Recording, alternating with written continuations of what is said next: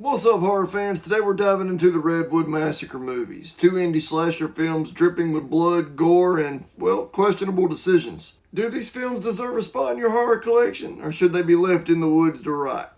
Let's get down to the rundown. Alright, first up we got the Redwood Massacre, directed by David Ryan Keith. This one follows a group of friends as they go into the woods for a camping trip, because that's always a good idea in horror films, am I right? But little do they know, they've stumbled into the territory of a sack mask-wearing killer who has a penchant for chopping people into itty-bitty pieces. You see, the legend goes that a father got possessed by an unknown entity years ago and went crazy and killed his whole family and proceeded to eat their organs.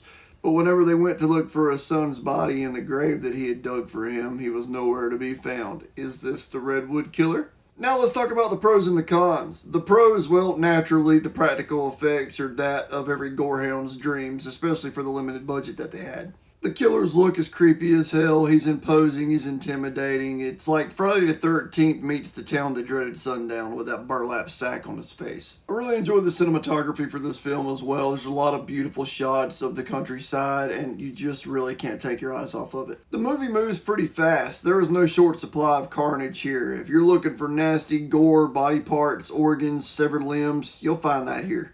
Now let's talk about the cons, starting with the characters of the film. There's not really much going here. They have about as much depth as a puddle. You can't help but feel like most of them are just cannon fodder that you're just waiting to see dispatched in very horrendous ways. The plot's pretty bare bones here as well, beside the little tidbit of the legend that we got. You're basically just waiting for each individual character to meet up with the masked killer and be swept away to his lair so they could be tortured and killed. Also, there's no twists or turns here to keep you surprised. This is a straightforward slasher, pretty much paint by numbers. There's nothing necessarily groundbreaking in the Redwood Massacre, but I have to say, it kept me entertained and the kills were gnarly as hell. I've seen better, I've seen worse. I am a huge fan of independent horror, and I'd say that this one was a very well done effort in the genre. But wait, there's more carnage to come because fast forward 6 years later and we're back with Redwood Massacre Annihilation. That's right, our masked killer is back for more. This 2020 sequel shifts gears. This time it's bigger, it's bloodier, it's meaner, not to mention horror royalty Danielle Harris joins the cast. Instead of clueless campers, we have a group of people going into the woods to prove that the Redwood Massacre is real and that the killer is actually out there.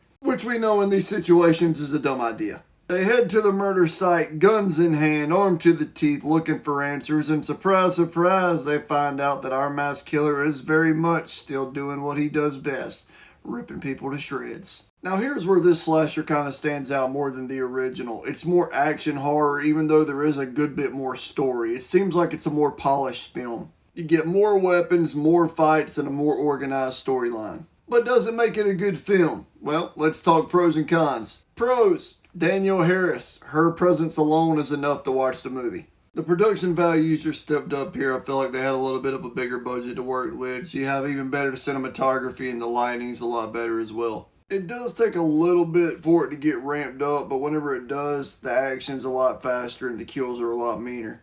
Let's talk about the cons. The story still really isn't that deep, not to mention they kind of changed the origin of the killer. But it leaves it open to viewer interpretation because what we're told in the first movie is just a legend. And you know how legends change and nobody ever really knows the true source of them.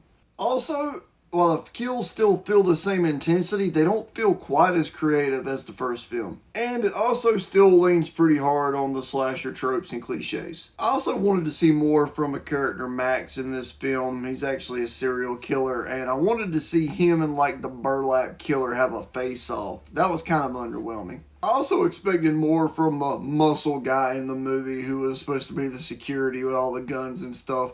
The fight between him and the burlap killer could have been a lot better and more intense, but didn't really deliver on what I was looking for. I have to give them credit for the way they ended it though. It was pretty ballsy because you don't always get a happy ending in real life and you damn sure don't in horror movies. Overall, it's a drastic improvement over the first film, even though the first film entertained me. This is not reinventing the wheel here. Like I said, it relies on the slasher formula pretty well, but it holds your interest and keeps you entertained. I really respect the fact that they tried to make a better film here. You could tell that they really tried to step things up and make a more organized film. So once again, if you're a diehard slasher fan, you'll appreciate this film for what it is. It's a good popcorn film. So what's the final verdict on the Redwood Massacre films? Well, if you're a die-hard slasher fan looking for the blood, gore, and guts, these are definitely the movies for you. They don't reinvent the genre, but they embrace the chaos with open arms. It definitely feels like these people that made this film were big fans of 80s horror, as it feels like The Killer is an homage to the slashers of the 80s. These are commendable indie productions, and they're worth watching at least once for the die-hard slasher fans. But what do you think? Have you seen the Redwood Massacre films? Are they underrated horror gems or just forgettable gore fest? Drop your thoughts in the comments, smash that like button, and don't forget to subscribe for more horror deep dives. I'll see y'all in the next one.